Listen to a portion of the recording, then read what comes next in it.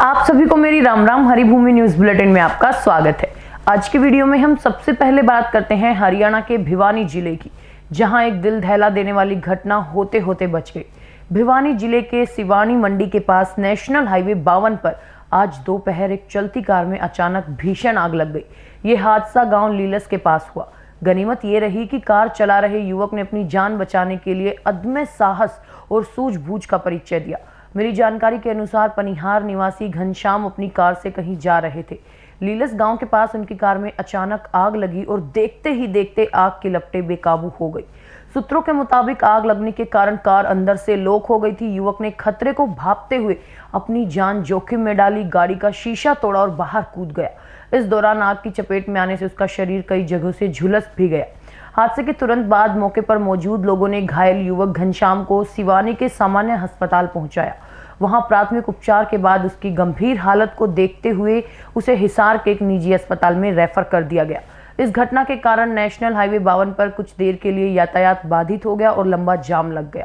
सूचना मिलते ही fire brigade और पुलिस तुरंत मौके पर पहुंची। फायर ब्रिगेड ने कड़ी मशक्कत के बाद आग पर काबू पाया और पुलिस ने यातायात को सामान्य कराया। पुलिस फिलहाल आग लगने के कारणों की जांच कर रही है और मामला दर्ज कर लिया गया है। अब रुख करते हैं एक ऐसी खबर की ओर जिसने करनाल के हथलाना गांव में मातम फैला दिया। करनाल जिले के रहने वाले 35 वर्षीय प्रदीप की अमेरिका में गोली मारकर हत्या कर दी गई। इस सनसनीखेज वारदात का सीसीटीवी फुटेज सामने आया जो बेहद विचलित करने वाला है। ये वारदात 17 अक्टूबर की शाम करीब 5:19 पर अमेरिका के पोर्टलैंड वाशिंगटन बॉर्डर के पास एक डिपार्टमेंटल स्टोर में हुई, जहां प्रदीप कार्यरत था। 1 मिनट 5 सेकंड के सीसीटीवी फुटेज में पूरा घटनाक्रम साफ तौर पर कैद है। फुटेज में संतरी रंग की टी शर्ट पहने एक युवक स्टोर में आता है। शाम 5:19 पर वो अचानक अपनी पिस्तौल लोड करता है और वो सीधे बिलिंग काउंटर पर खड़े प्रदीप को गन पॉइंट पर लेता है। इससे पहले कि प्रदीप संभल पाता, आरोपी सीधे उसके सिर में गोली मार देता है, जिससे प्रदीप की मौके पर ही मौत हो जाती है। सबसे चौंकाने वाला मोड़ तब आता है जब भयानक वारदात को अंजाम देने के तुरंत बाद आरोपी युवक उसी पिस्टल से खुद को भी गोली मार लेता है। स्टोर में अफरा तफरी मच जाती है। फुटेज में एक नए युवक को घटना स्थल के पास खड़े रहकर सब कुछ देखते हुए फिर कॉल करते हुए भी देखा गया। परिवार के सूत्रों के मुताबिक गोली मारने वाला युवक भारतीय मूल का रिटायर्ड फौजी बताया जा रहा है। प्रदीप अपनी 8 बहनों का इकलौता भाई था। परिजनों ने केंद्र सरकार से भावुक अपील की है कि प्रदीप के शव को जल्द से जल्द भारत लाया जाए ताकि उसका अंतिम संस्कार गांव में किया जा सके। संभावना जताई जा रही है कि पार्थिव शरीर 2 नवंबर तक भारत पहुंच सकता है। पुलिस इस दोहरे गोलीकांड के कारणों की जांच कर रही है। झज्जर जिले से आई ये खबर बताती है कि कैसे संपत्ति का लालच खून के रिश्तों को खत्म कर देता है। झज्जर में करीब 2.5 महीने पहले एक सड़क दुर्घटना बताई गई मामले ने अब दोहरी हत्या का रूप ले लिया है। पुलिस की जांच में ये खुलासा हुआ है कि एक बेटे ने जमीन के बंटवारे के विवाद में अपने ही पिता और छोटे भाई की हत्या कर दी और फिर शव का अंतिम संस्कार कर दिया ताकि ये हादसा लगे। झज्जर के गांव कलोई का ये परिवार कई सालों से गांव से बाहर औरंगपुर रोड पर बने अपने मकान में रहता था। करीब 2.5 महीने पहले गांव में खबर फैली थी कि खजान और उसके बेटे संजय की सड़क दुर्घटना में मौत हो गई। उस समय किसी को शक नहीं हुआ। हाल ही में दुलीना चौकी पुलिस को एक गुप्त मुखबिर से सूचना मिली कि खजान और संजय की हत्या किसी दुर्घटना में नहीं बल्कि खजान के बेटे अशोक ने ही की है। जी हां, दुलीना चौकी इंचार्ज रविंद्र ने बताया कि प्राथमिक जांच में पता चला है कि पिता खजान और उनके 3 बेटों संजय, अनिल और अशोक के बीच करीब 9 एकड़ जमीन के बंटवारे को लेकर लंबे समय से विवाद चल रहा था। इसी रंजिश में अशोक ने इस जघन्य हत्याकांड को अंजाम दिया। गांव के सरपंच प्रदीप कुमार ने भी पुष्टि की है कि 2.5 महीने पहले एक्सीडेंट की खबर आई थी।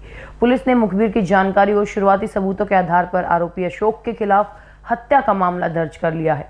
जांच अधिकारी ने बताया कि आरोपी से पूछताछ की जा रही है और जल्द ही उसे गिरफ्तार कर अदालत में पेश किया जाएगा। अब बात करते हैं संगठित अपराध और धोखाधड़ी की। सोनीपत जिले से एक किसान के साथ 2 करोड़ रुपए की महाठगी का चौंकाने वाला मामला सामने आया है। आरोपी ने खुद को सेना का जवान बताकर एक किसान को झांसे में लिया और नौकरी व निवेश के नाम पर उसकी पूरी जमा पूंजी हड़प ली। गन्नौर के गांव पांचवी जटान निवासी पवन सिंह ने पुलिस को बताया कि खेती बाड़ी से गुजारा न होने के कारण उन्होंने सितंबर 2024 में अपनी जमीन बेच दी थी। तभी भटगांव निवासी सुनील, जिसने खुद को आर्मी कर्मी बताया, उनके संपर्क में आया। ठग सुनील ने पवन को विश्वास दिलाने के लिए वीडियो कॉल पर सेना के हथियार और मिसाइलें तक दिखाई।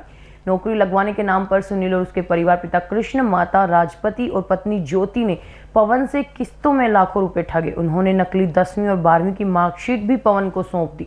सुनील ने पवन को शेयर मार्केट में निवेश पर हर महीने 20 लाख रुपए मुनाफे का लालच दिया। पवन ने अपनी पूरी बचत, जिसमें आरटीजीएस और नगद राशि शामिल की है, सुनील को सौंप दी। कुल मिलाकर ये रकम 2 करोड़ रुपए तक पहुंच गई और आरोप है कि दिसंबर 2024 में सुनील अपनी लाइसेंसी पाइप गन और 50 राउंड पवन के घर रखकर गया, जिससे पवन का भरोसा और बढ़ गया। बाद में जब पवन ने पैसे मांगे तो सुनील ने हथियार वापस लिया और उसे तथा उसके परिवार को जान से मारने की धमकी दी। पुलिस ने किसान की शिकायत पर सुनील समेत 4 आरोपियों के खिलाफ धोखाधड़ी और धमकी देने का मामला दर्ज कर लिया है और जांच जारी है। अंत में बात करते हैं हिमाचल प्रदेश के कुल्लू जिले से नशे के खिलाफ पुलिस की बड़ी कार्रवाई की खबर की।